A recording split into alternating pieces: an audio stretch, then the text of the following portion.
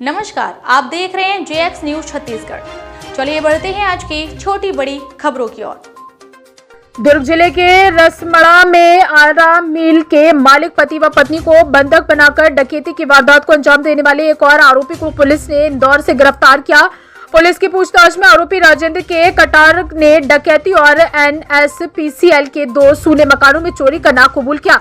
वहीं फरार 3 आरोपियों की पुलिस तलाश कर रही है। अब तक पुलिस ने डकैती के मामले में 4 लोगों को गिरफ्तार कर लिया। पुलिस ने आरोपी के पास से 50 लाख रुपए का सामान बरामद किया। वहीं एसपी जितेंद्र शुक्ला ने बताया कि आरोपियों ने नकाब लगाकर 8 जून 2024 को दिलीप टिम्बर के मालिक दिलीप मिश्रा और उसकी पत्नी का हाथ पैर रस्सी बांधकर उसे बंधक बना लिया था। घर से 30 लाख की ज्वेलरी लेकर फरार हो गए थे। पुलिस को सीसीटीवी कैमरे के फुटेज और ऑडियो हाथ लगी। उसमें पता चला कि नकाबपोश मध्य प्रदेश धार के भील गिरोह के हो सकते हैं।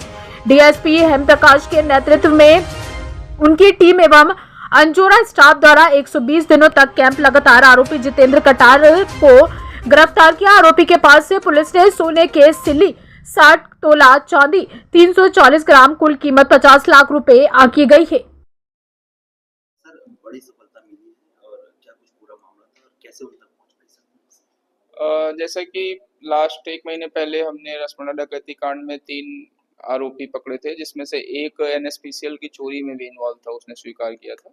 और तीनों चोरियों पे उनकी निशानदेही पे हमको जो पता चला था कि वो लोग सोना किसी कपिल जैन करके आदमी उनसे लेता है, जो अपने किसी अन्य आदमियों के थ्रू वो पूरा काम करता है। तो फिर से वापस दुर्ग पुलिस की टीम को भेजा गया वहाँ पे कपिल जैन के बारे में पता करने, और कपिल जैन को टारगेट करके भेजा गया।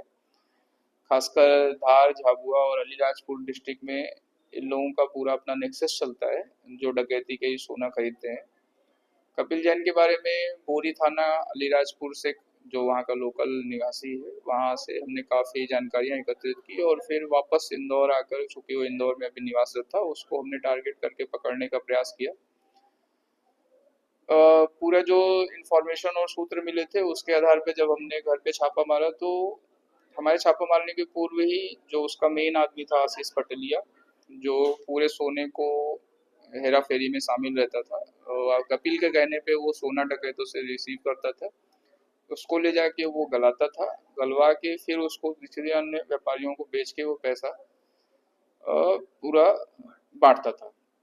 तो आशीष पटलिया के वो पकड़ने गए, तो आशीष पटलिया को दुर्ग पुलिस के आने की पूरी से शायद सूचना मिल गई, तो वो निकल गया। बट उसी के पकड़ने के क्रम में हमने ये जो आशीष पटलिया जहाँ पे सोना गलाता था, राजेंद्र कटार को पकड़ने में हमको सफलता मिली। फिर राजेंद्र कटार से पूछताछ करने पे उसने बताया कि आशीष कैसा काम करता है, और उसके निशानदेही पे फिर हम लोगों ने वो गलाने की मशीन और जहाँ उसका कारखाना चलता था गलाने का, वहाँ से हमने कुछ बिना गले हुए और कुछ गले हुए सोने की रिकवरी की, जिसका कुल जो तौल थी वो करीब 600 ग्राम के आसपास आई।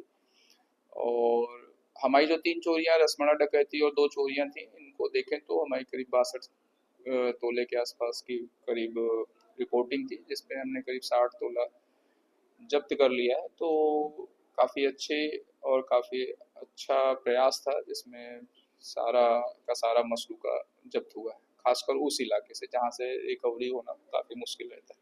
सर, आपने बताया कि मतलब उस एरिया में पहली सफलता ये, बल्कि अन्य पुलिस भी वहाँ पे थी, लेकिन दुर्ग पुलिस को पहली सफलता मिली तो पकड़ने में बाकी भी पुलिस लोगों को सफलता मिली। यूपी पुलिस भी वहाँ पे जब हम थे उसी दौरान टांडा से कुछ डकैत को गिरफ्तार करके वो भी ले गए थे। परंतु रिकवरी के मामले में दुर्ग पुलिस की ही पहली सफलता है, क्योंकि रिकवरी में काफ़ी ट्रिकी मतलब मैटर है। हम ज़्यादातर डकैतों के पीछे रहते हैं जिनके पास गोल्ड कभी रहता ही नहीं है, और वो चोरी के बाद से ही सारा गोल्ड इधर उधर कर देते हैं। एक आदमी उसमें गोल्ड को तत्काल यहाँ से पहुँचने के पहले ही हटा देता है, तो गोल्ड की रिकवरी कभी उनके पास से हो ही नहीं पाती है। तो हमने वो पूरा तंत्र समझने की प्रयास किया कि कैसे हो रहा है पूरा काम, और इस कारण से हमको इसमें थोड़ी रिकवरी हुई। सर, घटना के दौरान जो आरोपी पकड़ाए गए, जो उनका कोई आपराधिक रिकॉर्ड, जैसे सिर्फ डकैती को छोड़ दो, जैसे किसी मारपीट, खून खराबा? नहीं, सिर्फ वो चोरी और डकैती में इन्वॉल्व है। वो सूने मकानों में चोरियां करना, टारगेट करके रेकी करके 1-2 दिन में, और ऐसे मकान या जहाँ पे रिच दिख रहे हैं लोगों के वहाँ पे डकैती करना। जैसे इसमें काला भैया की अपने खुद के स्टेट में 4-5 डकैती में शामिल रहा है 2005 से लेके, और काफी बड़ी बड़ी डकैती। सर इंदौर से गिरफ्तार हुआ जो आरोपी, इंदौर देखा जाए तो बड़े बिजनेसमैनों को चिन्ह, तो क्या कुछ ऐसे नाम हैं जो बड़े व्यापारी हैं? अभी तो कपिल जैन हमारे लिए थोड़ा चैलेंज बना हुआ है। हम इस पूरे प्रकरण में टोटल 5 आरोपी अभी और बचे हुए हैं, 3 जो डकैती में शामिल थे रसमड़ा में, और 2 कपिल और आशीष पटेलिया जो इसमें था।